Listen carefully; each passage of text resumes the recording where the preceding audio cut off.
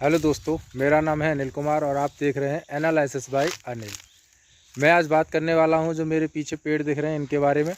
ये कौन से पेड़ हैं, कब लगाने चाहिए या नहीं लगाने चाहिए, इनसे क्या क्या फ़ायदे हैं, क्या क्या नुकसान है, वो आज मैं इनके बारे में बताने वाला हूँ। तो आइए स्टार्ट करते हैं।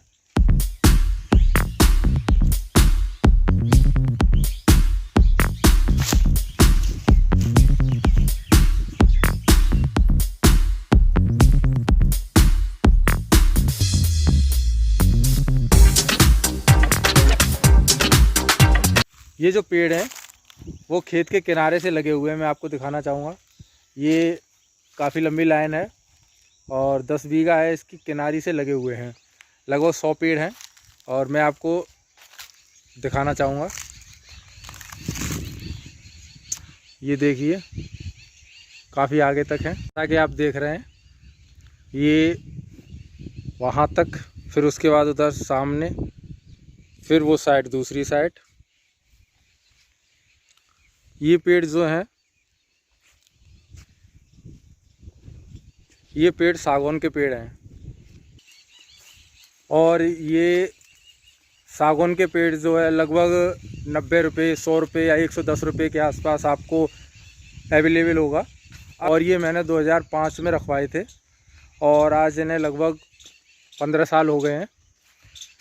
इन पौधों से बेनिफिट मुझे कुछ खास नहीं लगा है।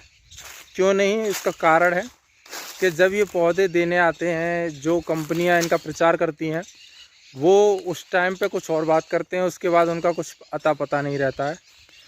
जब ये लोग आए थे गांव में, इन पौधों के बारे में बता रहे थे कि ये लगाने से ये बेनिफिट है। मैं बताता हूँ बेनिफिट के बारे में जो उन्होंने बताया था। उन्होंने बोला था कि अगर आप इसे अभी लगाते हैं तो लगभग 12 से 15 साल के बीच में आप इसे कटवा सकते हैं, क्योंकि ये 12 और 15 साल के बीच में लगभग इसकी एज पूरी हो जाती है, तो आप इसे कटवा सकते हैं। और इससे बेनिफिट जो है, आप लगभग एक पेड़ से 16-17 हज़ार रुपये ले सकते हैं। हालांकि हमारी मंशा ऐसा नहीं है कि हम प्रॉफिट के लिए लगा रहे थे। हमारी सोच ये थी कि जैसे अगर पौधे होंगे, हरियाली होगी, थोड़ा बोलते हैं कि पौधे लगाओ जिससे कि प्रदूषण भी कम होगा, वातावरण शुद्ध रहेगा। तो हमने उस सोच से भी थोड़े से पौधों को हमने ज़्यादा क्वांटिटी में रखा, 100 में। वैसे तो हम ट्राई करने के लिए 30-20 भी रख सकते थे, बट हमने सोचा कि थोड़ा हरियाली रहेगी, खेतों पे अच्छा लगेगा, पेड़ पौधे होंगे, उनकी छाँव में भी बैठ सकेंगे। तो इस पर्पज़ से हमने भी कि चलो सोचा, बेनिफिट एक अलग चीज़ है, लेकिन थोड़ा नेचर के प्रति लगाव भी होना चाहिए। और उन्होंने बोला था कि पूरे खेत में लगवाएं ना आप।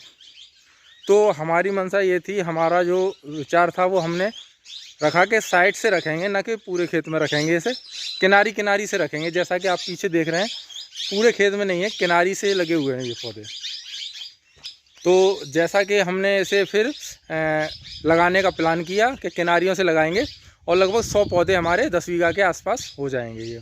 तो उन्होंने ये लगभग 90 रुपये का या शायद 95 रुपये का हमें एक पौधा दिया था। तो हमने ठीक है इसे लगवाया और उसी तरीके से जैसे उन्होंने बताया, उसी तरीके से हमने इसकी देख रेख भी की। पानी से लेकर खाद, जो चीज़ की ज़रूरत थी हमने इसे दी।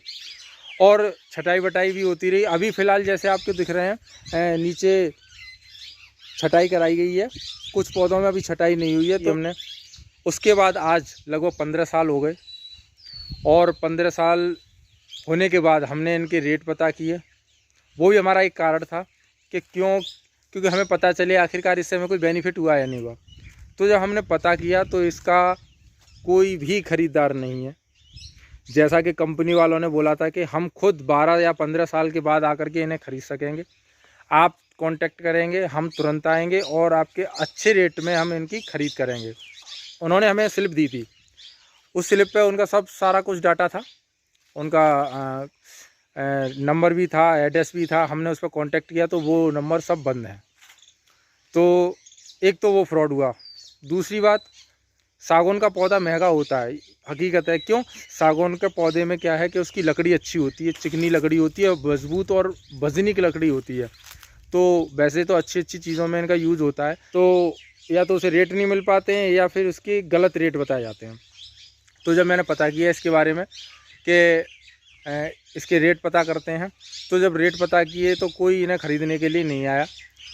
रेट हालांकि बताया कि इतने महंगे जा सकते हैं, लेकिन ख़रीदारी हमने अपने ज़िले में बात की, हमने बुलंदशहर बात की, हमने अलीगढ़ बात की, उसके बाद हम मेरठ भी गए, हापुड़ गए, फिर लास्ट में पता चला कि मुजफ्फरनगर जाइए तब आपकी लकड़ी बिक सकती है। तो हमने मुजफ्फरनगर तो नहीं गए, लेकिन हमें पता चल गया कि इनसे कोई ख़ास लाभ नहीं है। और अब इससे और लॉस बताता हूँ, इससे क्या क्या लॉस है वो आपको दिखाना चाहूँगा मैं।